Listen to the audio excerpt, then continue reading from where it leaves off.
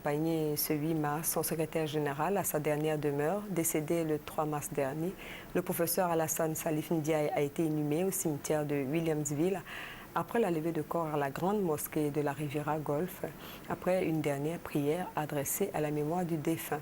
Parents et amis ont rendu un dernier hommage à ce grand serviteur de l'État. La voix empreinte d'émotion, le fils du professeur Alassane Salif Ndiaye rend un dernier hommage à son père.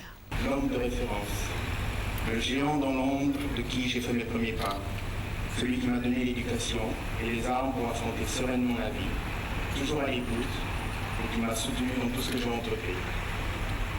Papa, tu m'avais préparé à beaucoup de défis, y compris à accepter ton départ sereinement. Mais tu ne m'avais pas prévenu qu'il serait si difficile de t'accompagner à ta dernière demeure. Alassane Salif Ndiaye a été professeur émérite d'université, ministre, ambassadeur, maire et homme politique. Mais ses parents et ses proches gardent en mémoire l'image d'un homme humble et très pieux. J'ai été son encadré à la Mecque. Il m'a laissé une confidence, il m'a dit « Je veux mourir un très bon musulman ». Je lui ai dit « Mais tonton, tu l'es déjà ?» Il dit « Non ».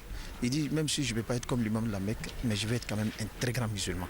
Je vais mourir un très grand musulman et je vais rencontrer Dieu parce que j'ai tout vu dans ma vie et il m'a tout donné.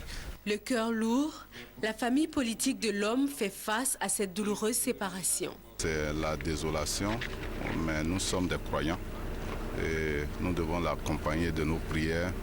Et nous sommes sûrs que Dieu nous donne la force de continuer après lui. Comme pour une ultime bénédiction, même la pluie s'est associée aux hommes pour dire adieu à l'illustre disparu, homme de foi, homme de conviction et homme de paix.